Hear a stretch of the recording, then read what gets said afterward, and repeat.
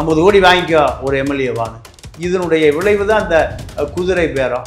இப்போ இந்த குதிரை பேரம் ஒரு முடிவுக்கு வந்துச்சு. ஊழல் பாஸ்கர் அவரை 12 எம்எல்ஏக்கள் வெற்றி பெறுவதற்கான சூத்திரம் தன்னிடம் இருக்கு. திமுக பற்றி நீங்கள் பயப்படாதீங்க, நீ கைது செய்து குண்டர் சட்டத்தில் அடைக்க வேண்டும். அடிப்பாரா விஜய்?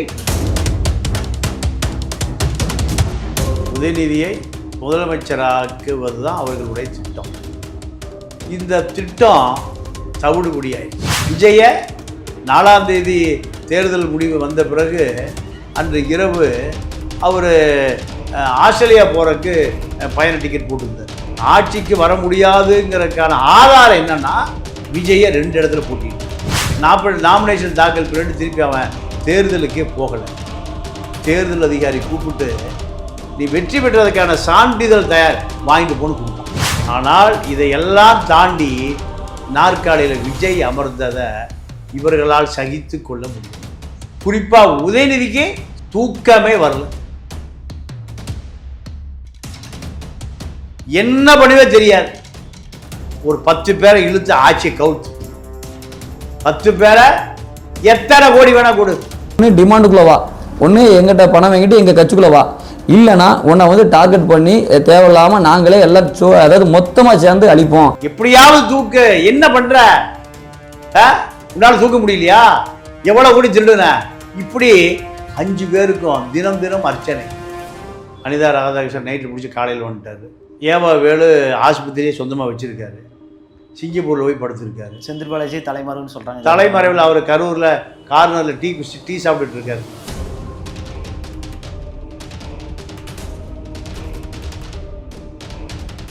சித்திரேவன் மீடியா நேயர்களுக்கு வணக்கம். நான் உங்கள் குமார் ராஜா. இன்று நம்மோடு அரசியல் விமர்சகர் தமிழா பாண்டியன் அவர்கள் இணைந்துள்ளார். அவரோடு பேசுவோம். வணக்கம். வணக்கம் ஐயா. இப்போ பார்த்தீங்கன்னா அரசியல் களத்தில் வந்து குதிரை பேரம், கழுதை பேரம் அப்படின்னு சொல்லிட்டு நிறைய பேரங்கள் போயிட்டுருக்கிற இந்த நிலையில் திமுக வந்து தனியாக ஒரு பேரம் பண்ணிட்டுருக்காங்க. என்ன பேரம்னு பார்த்தீங்கன்னா, தாவைக்கா எம்எல்ஏக்கள் எல்லாருமே அவங்க வந்து பேரம் பேசிகிட்டு இருக்காங்க. அதாவது முன்னோரு கட்சிக்கு போயிடு, இல்லை என் கட்சிக்கு வந்துட்டு அப்படின்ற மாதிரி பேரம் பேசிட்டு இருக்காங்க. இதுக்கு முன்னாடி ஊத்தங்கரை எம்எல்ஏ அவர்கள் வந்து ஒரு குற்றம் போட்டிருந்தாரு. அதுக்கு வந்து செந்தில் பாலாஜி அவர்கள் மேலே சம்மனும் வந்துச்சு. அவங்கள வழக்கு போட்டு தேடிட்டு இருக்காங்க. இந்த வகையில் நேற்று பார்த்தீங்க அப்படின்னா ஸ்ரீகுண்டம் எம்எல்ஏ மீதும் சரவணன் அவர்கள்கிட்டையும் வந்து பேரம் பேசியிருக்காங்க அப்படின்ற மாதிரி ஒரு தகவல் வந்திருக்கு. இந்த நிலைப்பாட்டை நீங்கள் எப்படி பார்க்குறீங்க? ஏன் திமுக அந்த மாதிரி ஒரு நடவடிக்கை எடுக்கணும்? இல்லை, திமுக பொறுத்த வரைக்கும் திமுக ஆட்சிக்கு வந்திருந்தால் முதலமைச்சர் நாற்காலி உதயநிதிக்கு.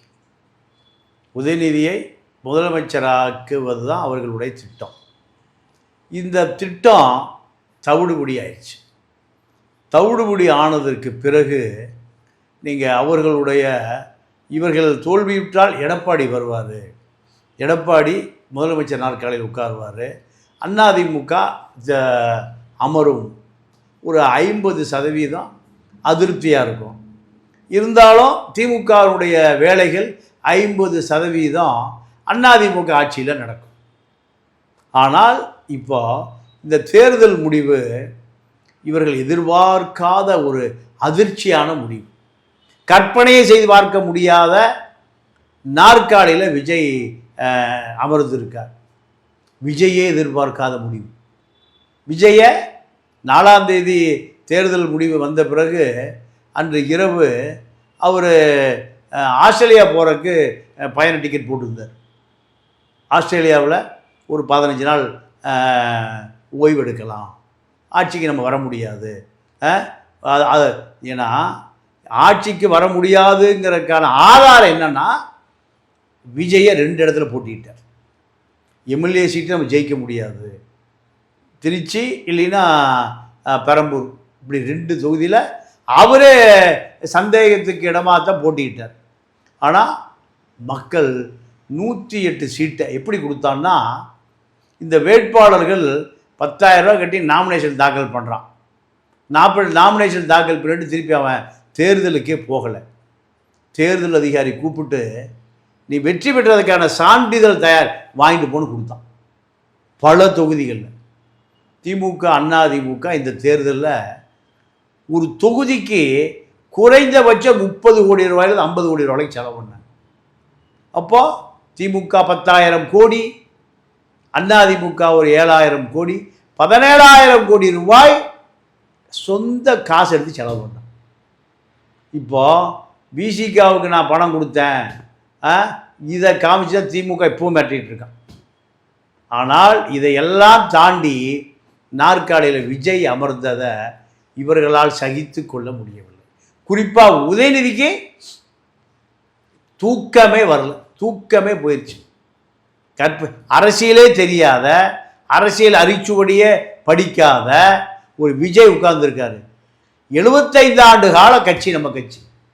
தாத்தா முதலமைச்சர், அப்பா முதலமைச்சர், தான் முதலமைச்சர், சித்தப்பா மத்திய அமைச்சர், சரி ஆமாம் அழகிரி, அத்தா எம்பி, இன்னொரு மாமா தயாநிதி மாற மத்திய அமைச்சர், இப்படி இந்தியாவையே கட்டி ஆண்ட நம்ம குடும்பம் அட்ரஸ் எல்லாம் போயிடுச்சு. ஐயா மன்னிக்கணும், இப்படி பார்த்தா உதயநிதி மட்டும் அரசியல் எல்லாம் படிச்சுட்டாரா? அவர் மட்டும் நேராக நாற்காலில் உட்காரலாமா? இல்லை, மக்கள் ஓட்டு போட்டால் நீங்கள் யார் வேண்டுமானாலும் உட்காரலாம். மக்கள் ஓட்டு போட்டால் யார் வேண்டுமானாலும் அமரலாம். அப்போது உதயநிதி என்ன நினைக்கிறாரு, விஜய் அந்த சீட்டில் உட்கார்ந்ததை ஜீரணிக்கவே முடியல. அதன் காரணமாக திமுகவில் 5 பெரும் தலைவர்கள் இருக்காங்க. ஒருவர் நேரு, இன்னொரு வேலு, சேகர் பாபு, மூர்த்தி, செந்தில் பாலாஜி. என்ன பண்ணுவே தெரியாது. ஒரு 10 பேரை இழுத்து ஆட்சியை கவுத்து, 10 பேரை எத்தனை கோடி வேணால் கொடு, 20 கோடி 25 கோடி 35 50 கோடி கொடு, 10 பேருக்கு 500 கோடி தானே கொடுத்து தூக்கிட்டு வந்து எப்படியாவது தூக்கு. என்ன பண்ணுற, உன்னால் தூக்க முடியலையா, எவ்வளோ கோடி திருடுன, இப்படி 5 பேருக்கும் தினம் தினம் அர்ச்சனை. அப்போ இவங்க என்ன பண்ணுறாங்க, எப்படியாவது ஆளுக்கு 2 பேர் 5 பேர் 10 பேரை தூக்கலான்னு அவர்கள் 50 கோடியை மஞ்சப்பையில் போட்டு எடுத்துட்டு நீ வந்திருப்பா. இது யாருடைய இருந்து தாங்காமல், உதயநிதி உடைய அழுத்தம் தாங்காமல் தெருவா எம்எல்ஏ கிடப்பாரான்னு இதனுடைய விளைவு தான். ஐயா இல்லை, என்ன கேள்வி வருதுன்னா, ஏன் அப்போ போய் மற்ற கட்சியோட எம்எல்ஏக்களை வாங்கலாம், ஏன் தாவேக எம்எல்ஏ மட்டுமே குறி வைக்கிறாங்க? இந்த தாவேக ஆட்சி கவிகளுக்கு தாவேக தானே குறி வைப்பாங்க. அவங்களுக்கு தேவை இப்போ தாவேக எம்எல்ஏ. தாவேக ஆட்சியை கவுக்கணும். 10 பேர் நம்பிக்கையில் வாக்கெடுப்பில் ஓட்டு போடலைன்னா ஆட்சி கவுந்துடும். அடுத்து எப்படியாவது நம்ம அதிமுக திமுக கூட்டணி ஏதோ ஒன்று விஜய் வராமல் தடுத்தா சரி. நாம் எதிரிக்கு ஒரு கண்ணு போனாலும் பரவாயில்ல, எனக்கு 2 கண்ணாவது போயிட்டுவியா. எனக்கு எத்தனை கண்ணு போனாலும் எதிரிக்கு ஒரு கண்ணாவது போகணும். இதுதான் இப்போ உதயநிதிக்கும் துர்காவுக்கும் ஸ்டாலினுக்கும் சபரீஷனுக்கும் மான கொள்கை. அதை ஒட்டி அவர்களுக்கு வேண்டிய ஆட்களை ஏவி விட்டு பணம் தான் மொத்தமாக கொள்ளையடிச்சு வச்சுருக்காங்க. 5 லட்சம் கோடியை கடன் ஆயிடுச்சு. 5 லட்சம் கோடி எங்கே இருக்குது, இந்த 5 பேர்கிட்ட இருக்குது. அப்போது அவர்கள் 50 கோடி என்பது அவர்களுக்கு டீ செலவு. அந்த பணத்தை கொடுத்து நீங்கள் ஸ்ரீவைகுண்ட சரவணன், ஊத்தங்கரை இளையராஜா, யார் எங்கே தூண்டியில் போட்டுட்டு அழைச்சிட்டே இருக்காங்க. 50 கோடி வாங்கிக்கோ ஒரு எம்எல்ஏவான்னு. இதனுடைய விளைவு தான் இந்த குதிரை பேரம். இப்போ இந்த குதிரை பேரம் ஒரு முடிவுக்கு வந்துருச்சு. எப்படி முடிவுக்கு வந்துருச்சுன்னா, இப்போ மிகப்பெரிய ஊழல்வாதி விஜய் பாஸ்கரை இணைச்சாச்சு. இணைத்தால் அவர் சொல்கிறார், 12 எம்எல்ஏ நானே வாங்கித்தரேன், நீங்கள் யாருக்கும் பயப்பட வேண்டாம்.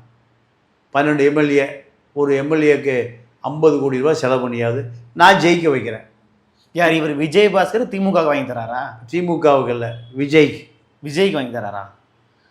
அவருக்கு ஏன் வாங்கி தரணும்? ஏற்கனவே அவர் 108 சீட்டில் முன்னாடி தானே இருக்காரு. அவர் 118 வேணுமில்ல. 108 வச்சு என்ன பண்ணுறது? இப்போ திரும்ப வெளியே போகிறது தயாராக இருக்கார். 106,000, 118க்கு 106 வச்சு ஆட்சியை நிரூபிக்க முடியாது. அதற்காக விஜய் பாஸ்கர் இல்லை, விஜயின் பாஸ்கர், அவரை ஊழல் பாஸ்கர், அவரை 12 எம்எல்ஏக்கள் வெற்றி பெறுவதற்கான சூத்திரம் தன்னிடம் இருக்குது திமுக பற்றி நீங்கள் பயப்படாதீங்க, நான் எப்படியாவது இந்த ஆட்சியை காப்பாற்றுவதற்கு முழு மூச்சாக நான் இறங்கி 12 எம்எல்ஏக்கள் வெற்றி பெற வைப்பது என்னுடைய வேலை. அதிமுகவில் உள்ள சட்டமன்ற உறுப்பினர்களை இழுத்து ராஜினாமா செய்து இடைத்தேர்தல் வர வச்சு, இடைத்தேர்தலில் 12 சட்டமன்ற உறுப்பினர்கள் வெற்றி பெற்று 120 எம்எல்ஏக்கள் தாவேகாவுக்கு கொடுப்பது என்னுடைய வேலைன்னு பழம்பெரும் ஊழல்வாதி விஜயன் பாஸ்கரை இப்போ எங்கே இருக்காரு? தாவேகாவில் இணைஞ்சிருக்காரு. ஐயா, இப்படி இருக்கும்போது நீங்கள் முன்ன ஒன்று சொன்னீங்களா, 50 தலைவர்கள், திமுகவுடைய 50 தலைவர்கள்னு. அந்த 50 தலைவர்கள் வந்து இப்போ பெரிய பிரச்சனையில் இருக்காங்களே. அந்த 40 நாளுக்குள்ளேயே செந்தில் பாலாஜிக்கு சமன்னு, அப்புறம் சிவசங்கருக்கு சமன்னு, அப்புறம் அனிதா ராதாகிருஷ்ணன் கைதாகிட்டு வந்திருக்காரு. இந்த மாதிரி திமுக அமைச்சர்களுக்கு எல்லாருமே வந்து இன்னொரு 5 வருஷத்தில் இருப்பாங்க அப்படின்ற ஒரு நம்பிக்கை இருக்கா? இல்லை, இவர்களை பொறுத்த வரைக்கும் ஏன்னா இவ்வளோ பெரிய ஊழல்வாதிகள்லாம் மாட்டிட்டு வராங்களே, ஒருத்தரம் மாட்டிட்டு வராங்களே, அடுத்தடுத்து ஸ்கெட்ச் போட்டே வராரு அவர். இல்லை, இதெல்லாம் அவர்களுக்கு கொசு கடித்ததை போல். அனிதா ராதாகிருஷ்ணன் நைட்டு பிடிச்சி காலையில் வந்துட்டார். ஏவா வேலு ஆஸ்பத்திரியே சொந்தமாக வச்சுருக்காரு, சிங்கப்பூரில் போய் படுத்திருக்காரு. செந்தில் பாலாஜி தலைமறைவுன்னு சொல்கிறாங்க. தலைமறைவில் அவர் கரூரில் கார்னரில் டீ சாப்பிட்டுட்டு இருக்காரு. அவரோட ஒரு தம்பியும் அங்கே இருக்கிற சரவணபவன் ஹோட்டலில் காப்பி குடிக்கிற காலையில் வந்துடுறாங்க. போலீஸ் எல்லாம் ஒன்றும் பிடிக்கலை. விஜயினுடைய காவல்துறை நீங்கள் திமுகவை பிடிப்பதை போல ஒரு நல்ல நாடகம் நடிக்கிறார்கள். ஆனால் சமன் அனுப்பதே ஒரு பெரிய விஷயம் தான். சமன் அவர்களுக்கு கொசு கடிப்பதை போல சமன், சிபிஐ சமனே அவர்களுக்கு மூட்டை பூச்சி கடிப்பதை போல. அதனால் இதெல்லாம் ஒரு பெரிய விஷயம். நீ கைது செய்து குண்டர் சட்டத்தில் அடைக்க வேண்டும். அடிப்பாரா விஜய்? ஏவா வேலு அதற்கான நடவடிக்கை தானே போயிட்டு இருக்கு. ஆமா, என்ன இல்லைங்க, எங்க சிங்கப்பூருக்கு போயிட்டு இருக்கா? ஐயா, முதல்ல சமன் அனுப்புவாங்க, அவங்க வரலன்னா அதுக்கப்புறம் எல்லாரும் குண்டர் சட்டத்தில் அடைக்கிறவங்க போல சமன் அனுப்புவாங்க? அனுப்ப மாட்டாங்க. நேரடியாக கைது செய்து குண்டர் சட்டத்தில் அடைப்பது தான் அரசியல் பல காலம் நடக்குது. ஆனால் நீ சிங்கப்பூருக்கு போ, நீ மலேசியாவுக்கு போ, நீ கரூருக்கு போ, நீ மதுரைக்கு போ. இந்த நடவடிக்கை விஜயை பொறுத்த வரைக்கும் மக்களால் ஏளனமாக பார்க்கப்படுகிறது, சிரிக்கப்படுகிறது. இது நடவடிக்கை இல்லை. 5 லட்சம் கோடி திருடப்பட்டிருக்கு இந்த 5 வருஷத்தில். அப்போது அவர்கள் எப்படி கைது செய்யணும்? நீங்கள் அறப்போர் இயக்கம் அதிமுக அமைச்சர்கள் மீது ஒரு 250 கேஸ் போட்டிருக்கு. திமுக ஆட்சியில் அவர்களை காப்பாற்றியது அதிமுக அமைச்சர்களை, ஊழல் அமைச்சர்களை திமுக காப்பாற்றியது. திமுக அமைச்சர்களை இப்போ தாவேகா காப்பாற்றுகிறது. இதுதான் அரசியலை தவிர உண்மையான அரசியல். மக்களுடைய சொத்தை கொள்ளையடித்த பல பேர் 12 அமைச்சர் இப்போ தாவேகாவில் சேர்ந்துருக்காங்க. எம்எஸ்எம் ஆனந்த, வளர்மதி, விஜய் பாஸ்கர், 2 விஜய் பாஸ்கர், பல பேர் எல்லாம் ஊழலில் பல லட்சம் கோடிகளை திருடியவர்கள். அப்போ இந்த ஊழல்வாதிகளை விஜய் சேர்த்தார்னா அப்புறம் எப்படி அவர் தூய சக்தியாக இருக்க முடியும்? தீய சக்திகளுடைய கூட்டத்தினுடைய கும்பல் தலைவனாக மாறிட்டார் அவர். அப்புறம் எப்படி ஊழலை ஒழிக்க முடியும்? லஞ்சத்தை ஒழிக்க முடியும்? லாவணத்தை ஒழிக்க முடியும்? எதையுமே ஒழிக்க முடியாது. இவர்களையே ஒழிக்க முடியல, அப்புறம் லஞ்சத்தை ஒழிக்க முடியும்? திமுக அமைச்சர்கள் அத்தனை பேரும் ஐஸ் பாரில் படுக்க வச்சுருக்கணும். மக்கள் காசு தானே கொள்ளையடித்தான். ஏவா வேலுலாம் விழுப்புரத்தில் ஒரு அட்டையிலேயே பாலம் கட்டி அடிச்சுட்டு போச்சு. 20 கோடி ரூபா. 380 நெடுஞ்சாலைத்துறை ஒப்பந்தக்காரர்களுக்கு ஆட்சி மாற கடைசி நேரத்தில் ஒவ்வொருத்தருக்கு 5 கோடி ரூபா கொடுத்தார். 380 பேருக்கு 1750 கோடி ரூபா. எதுக்கு? Patch work. ரோட்டை ஒட்டும் போடுறதுக்கு. ஒட்டும் போடலை, பட்டும் போடலை, அவன் எடுத்துகிட்டு போயிட்டான். இப்போது இவ்வளோ பெரிய கொள்ளை நடந்ததுக்கு ஆதாரம் இப்போ இருக்கிற சத்திய பிரகாஷ் சீஃப் இன்ஜினியர், அவர் இப்போ விட்டுருக்கார். அவர்கிட்ட முழு ஆதாரம் இருக்குது, முழு ஆவணம் இருக்குது. ஏன் கைது செய்ய மறுக்கிறீங்க? சிங்கப்பூருக்கு போகிறது தெரியாமல் அவர் என்ன கடலில் நீந்தி போயிட்டாரா? விமான நிலையத்தினுடைய தானே போயிருப்பாரு. பேரம் நடக்குது. சிங்கப்பூர் ஏப்பா விட்டுருப்பா, உனக்கு எவ்வளோ பணம் வேணும்? அப்போ இதெல்லாம் யாரை ஏமாற்றுவதற்கு செய்கிற நாடகம். உண்மையான கைது அல்ல அது. இது உண்மையான ஸ்டாலின் வீட்டுக்கு போய் காலில் விழுந்தார்ல, நீங்கள் செய்கிற ஊழலை நான் நடவடிக்கை எடுக்க மாட்டேன், நான் செய்கிற ஊழலை நீங்கள் காட்டி கொடுத்துடாதீங்க மக்கள்கிட்ட. இதுதானே பேரம். ஜெயலலிதா என்னைக்காவது கருணாநிதி வீட்டுக்கு போயிருக்கா? கருணாநிதி என்னைக்காவது ஜெயலலிதா வீட்டுக்கு போயிருக்காரா? கீரியும் பாம்பும். சட்டசபையில் ஜெயலலிதாவுடைய முடி பீக்கப்பட்டது, அவருடைய உடை கிழிக்கப்பட்டது, அவருடைய சேலை உருவப்பட்டது. பழைய ராமாயணத்தில் பாஞ்சாலி கதை மாதிரி. அப்போது இவர்கள் சமரசம் செய்து கொள்ளுகிற அரசு. சீமான் அப்போ மரியாதை நிமித்தமாக சீமானு திருமாவளவன் இவங்கெல்லாம் சந்திச்சிருக்காரு இல்லையா? இல்லை, சீமான் திருமாவளவன் வைகோலாம் ஏன் சந்திச்சாருன்னா, நீங்கள் நேரடியாக ஸ்டாலினை சந்தித்ததை வெளி உலகத்துக்கு சமரசப்படுத்துவதற்காக போனாரே தவிர வைகோ என்ன எதிர்க்கட்சி தலைவரா இல்லை சீமான் என்ன எதிர்க்கட்சி தலைவரா, அதெல்லாம் ஒன்றும் கிடையாது. இவரை பொறுத்த வரைக்கும் பிரதான எதிர்க்கட்சி தலைவர் ஸ்டாலின் தான்.